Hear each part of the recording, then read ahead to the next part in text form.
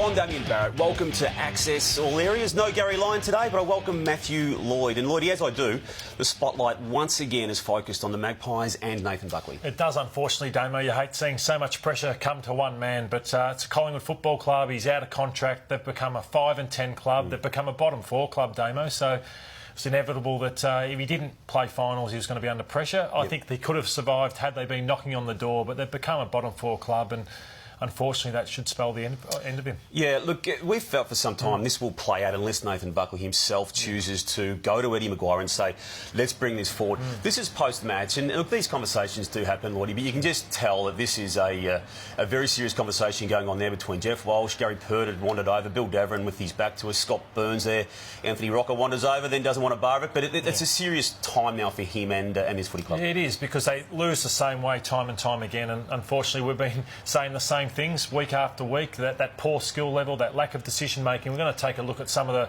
poor skill errors now, and Nathan Buckley, he doesn't want to blame any of his players, but he'd be saying, what more can I do with some of these disposal kicks for some of my key players? And here some of them are. Braden Maynard, they had Essendon on toast here this first 5 or 6 minutes. They were the better side, and just a turnover like that got Essendon on the board, kicking their first goal. Maynard again here tries to go through the corridor, just turns that over again. But that comes back to Nathan again. The lack of development. Scharenberg, an early pick. I know he's had a lot of injuries, just hasn't come on. And they just haven't had it. Degoe, good game last week, poor again. Trelaw. Look, your comments here are a replica of what you said around early this season many times. Nothing has changed throughout the course of 2017. And I know what you're saying here. We're highlighting players' mistakes, and I also know you're lumping Nathan Buckley in with it. But what proportion of blame goes to him when you see this time and time again? After 6 years in the job, you have to say most of it has to go on him. And obviously the players know they've got to be better, but it also comes down to what's further afield. And there's just never been the right formula for Collingwood through backline midfield attack for them to win games. They're in games, but never good enough to win them, and that comes back on the coaching, definitely. Heroes can emerge from all weird places, and one yesterday was at the Fremantle Dockers at Etihad Stadium. Ryan Nyhouse, a late inclusion on the back of David Mundy being a withdrawal. 4 goals in his debut, including that one, including the one after it, to win the game for the Dockers against North Melbourne. And Damo, he was pitted against North's best player, so he was sent to Robbie Tarrant in a role. He'd never played forward before. Go and play as a defensive forward. He kicked the first goal of the game, and then he's gone on and kicked the 2 winners as well. And not just that being an amazing storyline, you know his backstory like a few others do. Take us through it. Well, my brother's a Fremantle list manager, and I saw he was down as an emergency, and I'd never heard the name before. I said, Nyhouse, tell me about him. He said, the CEO of Williamstown, Brendan Curry, where my brother Brad played a lot of football, he said, you should go up to the Northern Territory and see this guy, Nyhouse. And my brother had never heard of him, flew up there, liked what he saw, sent his assistant, David Walls, up there to see him. He liked what he saw, and they said, OK, let's just put him on our rookie list and see what happens. And to see what he did yesterday, just an amazing story. Otherwise, no one... Nyhouse was shocked to get a phone call from an AFL club because he thought that was his lot. He'd play Northern Territory for Now he's a match winner. As was this man in the first half, Nat Fyfe, back to his 2015 extraordinary Brownlow best, Lordo. It's taken him a while this year, hasn't it? And he's clearly suffered with injury, but just rolling over Jack Ziebell there and getting these crunch touches, particularly, again, in the first half where it was set up. What I love seeing, Damo, was when he won his Brownlow, just the explosive power, whether it be in the air or just to break tackles. I love this as well. Lindsay Thomas would love his time again, need to go harder there, but just it's all about Fyfe. And his first half, he had 12 clearances overall, 33 disposed. His first half was phenomenal, and he had that ping back in the legs, which was great to see. The game effectively came down to this moment where Todd Goldstein had been given a free kick and then was about 25 out. You'd expect a man on $850,000, Lordo, to go closer than what you're about to see here, but this result, this loss again from North Melbourne, in the last 21 games in the Brad Scott era that have been decided by 6 points or less, they've only won 4. Yeah, well, 5 losses have come this year. I'll ask you, about that. Brad Scott, how much does that fall back onto the coach? Well, similar to what you said about Nathan Buckley, I think pretty much all of it, if you want to go to it. You go back to round 11 last year when they were 10-1, and we know what happened last year, and decisions were made, and again, he has every right and had every right to make those decisions on Brent Harvey and co. But we were told at that time that there were going to be kids pushing through who deserved the chance. Of those kids who have now had nearly a season to replace those star players. What have you seen, and do you make any great claims about their futures?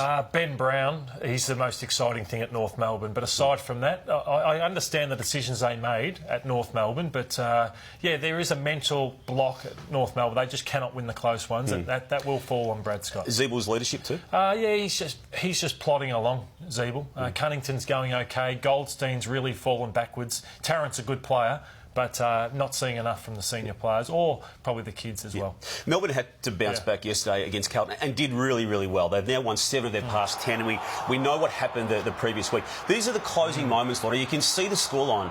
Look at Jetta here, the way he gets up for a second, even a third attempt in. Oh, fantastic. And he's now in all-Australian contention, Jetta. He's winning one-on-ones left, right and centre. And obviously Frost, this ball goes down long. 2 points in it, minute 12 to go. Petrarca, just the poise here not to blaze away. Yep. Looks inboard. And Neil Bullen probably played his best game of AFL football I've seen as well. And just his composure here. And there's some footy smarts here. We've just fastened this up. And he's used his full time. He's well within the rules. He's smart enough to start his approach toward goal inside the 30 seconds, which is all he has to do. But then he chooses to take plan B, which, again, he's entitled to do. Yeah, that's right. Carlton were brave, had lost 2 players, only played with 2 on the bench after half-time. But it's amazing how Melbourne are probably 2-3 years ahead of Carlton, and they found a way late in the game to win that game. And they would have slipped to 9th. Yep. Now they're in the top 4 or 5, which is brilliant. Someone who's been really crucial to what they've done this year is Clayton Oliver. But, Lordo, he's proven to be able to, I suppose, bait a little bit on social media. He had a crack at Damien Martin. Yesterday it was in person to this Carlton supporter. And, look, there's going to be a statement of sorts coming out from the AFL during the course of today about this. But there was certainly some nasty words exchanged there from the supporter to Oliver and vice versa. So it's not a great look, but it's not the biggest thing going around either. No, it shocked me though, Damo, because you guys if he sat down and spoke to Dangerfield and Fife and Franklin and these guys and said, "Do you cop much over the fence?" They'd say, "Every week, countless times." But you never see them do that. So I don't care what a supporter says. You just get on with it. You don't what about worry you? You would have copped it. Yeah, standing in the goal square, you cop it more than most. But I reckon some of the older ladies at the Western Bulldogs cheer squad, they gave it to me more than anything. And there was this one game where I've kicked the sealer late in the game, and I've gone like that, saying, "Come on, give me some more." An apple started getting hurled over the fence, and the goal umpire was like, Matthew, can you please stop?" Because the poor goal umpire had his back to it. I was watching the apples come, he was seeing nothing, and he didn't want to borrow that. Hey, Port was really good. Won a game against a team in the 8. It's the first time they've done that effectively, Lotto. We don't rate them until they start showing some form, but I think with what they did against the Eagles, it's a good sign for what lies ahead now in a very even year. It was a fantastic win, and they were asked, "Are you pretenders?" only like a week or so ago after that Richmond loss. And to see what Charlie Dixon did, it was a brilliant performance. Paddy Ryder in the ruck, Robbie Gray, the poise and the class of Robbie Gray. So on the road, 12-6 goals after half-time. That was a super win, and they're now a top 4 side and may stay there. Yep. Now, you saw something by way of a goal celebration or a celebration yesterday from Lewis Jetta. You've got some background to it? Oh, well, he didn't pull it off as well as maybe the man he's got it from, and that came from Cristiano Ronaldo, the Real Madrid and ex-Manchester United star. So he's tried it. Good luck trying for it, but didn't do it like Ronaldo. I like it. Tigers, back to Friday night. Yeah. It's hard to believe with what they'd played in the previous 15 rounds could dish up that poor a performance against the Saints. And it started early in the first quarter when the Trent Cotchin, who'd been very good all year, did something like this, which resulted in a free kick and a 50, and it just set the tone, set the theme for what was a disgusting night for the Tigers. Yeah, St Kilda were just phenomenal. They just smashed them through the midfield. But look at this from Richmond. Just their forward pressure was what has built their game around, and they just got picked apart by St Kilda. They just... I know Damien Hart won't like it, but they weren't there. They weren't there early, and St Kilda were. And I think the worry for Richmond is that Martin didn't play well, Revolt didn't play well, Rance got beaten by Revolt, and the rest. Dion Prestia, for example. Yeah.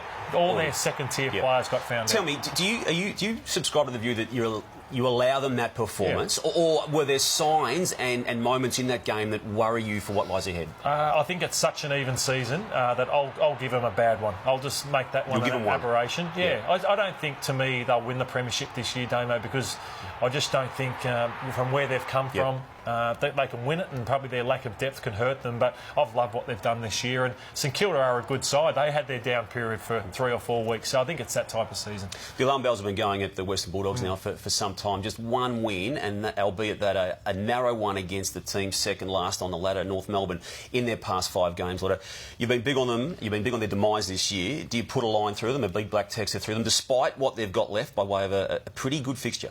Yeah, no, but you could say they've had a good fixture for a while. They only scraped over the line against North Melbourne by a point a number of weeks ago, but it was just the way they lost to Adelaide. They just rolled over after half-time. It was a wet night, plenty of rain. Adelaide kicked 16 goals, and so like Richmond on Saturday night, the forward pressure of the Bulldogs was non-existent after half-time. Jason Johannesson's woes continued. Jake Stringer is a shadow of the player he was. You look at Roughhead in the ruck. You've seen enough in the 5 weeks that they can't just turn this around. No, I don't think it can be turned around. They could possibly scrape into the 8, but as Luke Beveridge said, they'd just be making up the numbers. Sure. Will Langford has done this once before in a grand final, Lordo. We did it again on the weekend, which was part of this Hawthorn amazing draw against GWS. The ball just pings off in a way that it would only do one in every 30 occasions, I would think. Now, you look at it again, and you look at Shaw, you look at Tomlinson. Should they have come at it? Should they have done what they did? How would they reflect on this when they debrief? Oh, well, I suppose, yeah, if you had your time again, you'd say Adam Tomlinson's the one that needed to dive on it, but unfortunately, yeah, it's a split-second decision. He would have thought it would have rolled to Heath Shaw. It's extraordinary right now that after round 16 we're talking about the Sydney Swans being a premiership hope, given that at 0-6 they were done. They've lost just the one game by a kick to Hawthorn in that time since, and I reckon they're as well placed, in fact they are as well placed as any team to actually win the thing this year. Yeah, why they are, I think, along with Geelong, is that there's so many teams just having fluctuations in form, and they had a horror 6 rounds. But their effort wasn't there. But now their effort is back, and their teams, I think they've got their best side in. I know Tippett and Aliir. So that means Tippett doesn't play? Tippett and Aliir, they're depth players now. Yeah. And Tippett not being there allowed Gary Rowan on the weekend to have one of his very good performances with 5 goals. Oh, it was fantastic. But they drafted this guy in the top 7, Damo, so they would have expected this from him. It's taken longer than expected because of injuries and inconsistency. But he's a player that can play half back or half forward, and he got hold of a pretty insipid Gold Coast side. The challenge for him now is to do it against a really good team. Right. And I'm not saying that because he always plays it well against the lower teams, but he does need to do it now for the rest of the year, doesn't he? He does, and they get GWS at the perfect time. They're just going, although they've been brave with their injuries, but the Swans should get them this weekend. And right now, it's time for our lift hard-hitting moments. Yeah, the first one, Damo, Honeychurch. We saw him get hit by the umpire last week. Well, he's now been hit by one of the informed defenders in the game, Jake Kelly. So 2 weeks straight he's gone down hard. At least this one, it was a tougher conveyance in Kelly, and Kelly let him know about it, the son of Craig. All right, we're going across to the West Coast Port game, Lordo, and here we have Jonas on Cripps. What do you make of that? Oh, he's a hard man, Jonas, and this said a lot about the game for mine. Jonas, just his physicality on Cripps, they meant business on the weekend. This last one, I really enjoyed it. We're not playing soccer here, but you see on the replay, it was a soccer assist, a headbutt, a falcon there from Harms over to Neil Bullen. Watch this one. I don't think he saw it. Does he get the assist for that, David? Yeah, of course he does. No, it was brilliant. Neil Bullen, Harms assisting each other there, and they got over the line. Hey, thank you for joining us on Access All Eras. We'll be back next week, as will Gaz in the chair, and we'll see you then. Goodbye.